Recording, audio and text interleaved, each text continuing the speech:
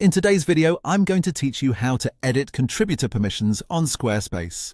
If you need to update what someone on your Squarespace site can access, this process is quick and straightforward.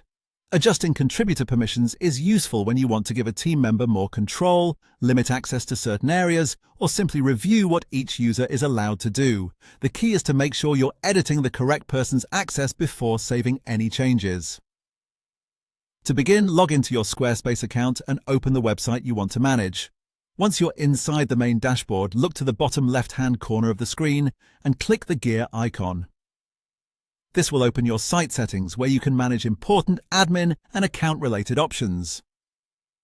From there, go to Permissions and Ownership. This is the section where Squarespace stores information about site access, roles, and who has permission to work on different parts of the website. If you're managing multiple contributors, take a moment here to confirm that you're in the right place before making any edits.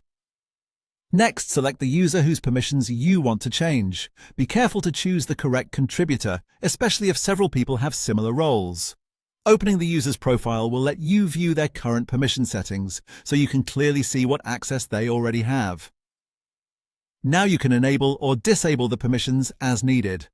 Depending on what you want this person to be able to do, you can turn specific access options on or off here. For example, you might want someone to help with content updates without giving them access to more sensitive settings. Make your changes carefully and review each permission before moving on so everything matches the level of access you intend to give. Once you've finished updating the settings, click Save to apply the changes. This is an important final step because your edits won't take effect until they've been saved properly. And that's it. You've successfully edited contributor permissions on Squarespace. If you're making changes for a team, it's always a good idea to double-check permissions afterward to make sure each person has the right level of access and nothing more than necessary. This helps keep your site organized, secure, and easy to manage.